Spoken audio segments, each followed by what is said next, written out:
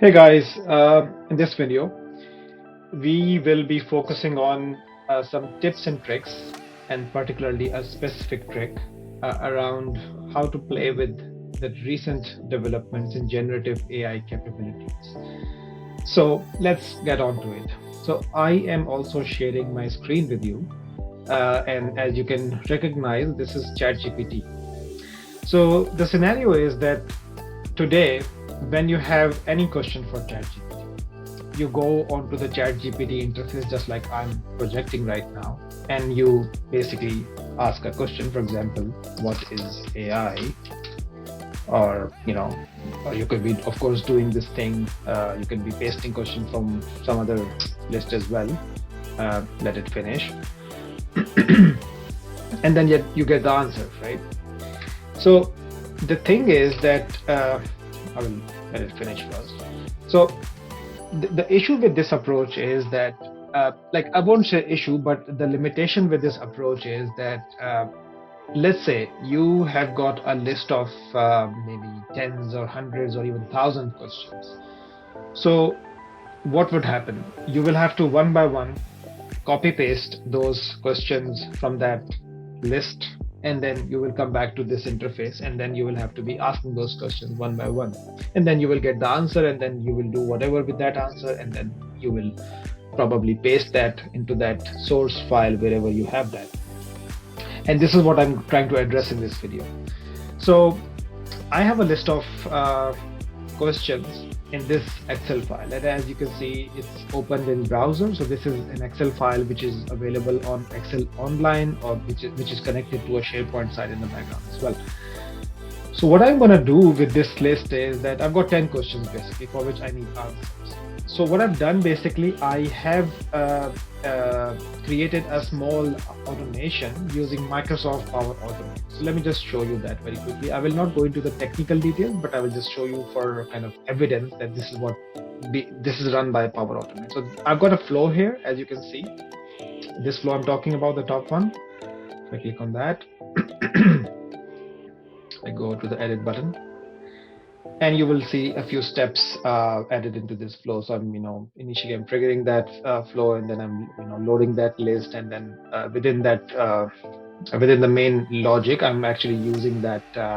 I'm actually calling the ChatGPT service, or you can say OpenAI service. I'm then trying to get to answer of that particular flow. So let's try to run that flow and see what happens, right? So I'll go back, and I will click run, and I will run that flow, and we will go back to that Excel file which has empty fields. So in short while, you will start seeing the answers, just like that. So you will see the answers getting populated into all of these fields against all of these questions which I pasted. So as you can see, it's getting populated. So what is happening under the hood is that that Microsoft Power Automate flow is basically fetching the question from this column, and it is taking that question and is making a query or prompt using this text. It is passing that prompt to ChatGPT, and then ChatGPT is responding against that prompt, and that response basically is being populated into this field. So that is all this small, you can say, trick or small application is doing. I would also like to talk about what can be the potential benefit and potential usage of that. So I will give you an example from my own experience. So I work for a consulting company.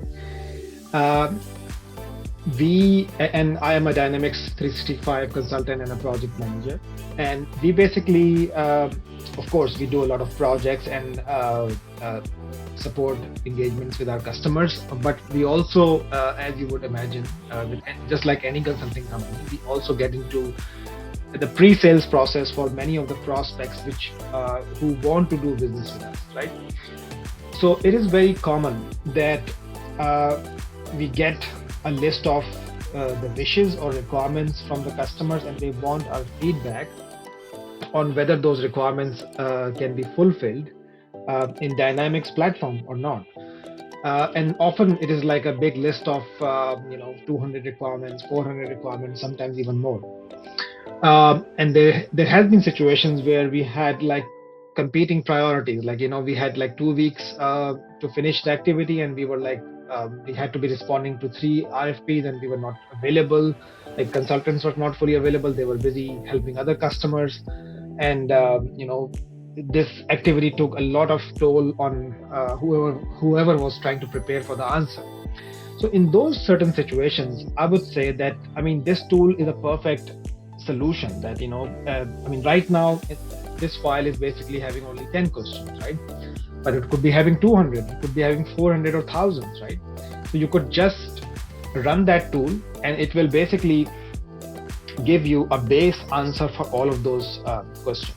Now, I understand that you might not be fully happy with the way the answer has been constructed.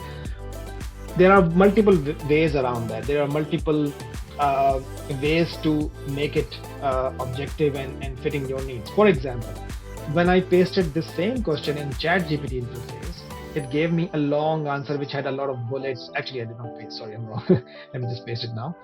Um, so, this is the question which I copy pasted from that Excel file. It is giving me a long answer. It has bullets, headings, whatnot. It might end up with a paragraph or something like that as well, which is all good. But what if you just don't want that much amount of details, right? You just want very specific, concise details in a particular, 3 or 4 line format, and then you just want that to be fed into that Excel file, right? So, and this is exactly happening. Like, if I tell you this particular question, I think it's question number 3 in that sheet. Yeah, this is exactly the same question which I pasted there. And over here it is giving me a short answer, but over there it is giving me a long answer. So it's pretty plain and simple. As a part of generating the prompt from your input, there are multiple things you can do to filter down your the way you want the generative AI to be responding to your question, right? So that's it. That is what exactly I've done. I've kind of hard instructed or force instructed the language model to be giving me the specific details in a specific format. I've actually specified for them that it should be a paragraph. It should not be more than 6 lines, and just give me the answer what is the most accurate and fitting the question, right? So that's why it is giving me all the answers in this format. So this was my requirement, but you could be having a specific requirement of your own as well. You could be potentially requiring bullets in that. You could be requiring, let's say, an answer just in 1 line, right? So you could do all that as well as a part of the prompt building effort. So yeah, that was a quick video on that topic. I think you would have liked it, and you would like to use it as well.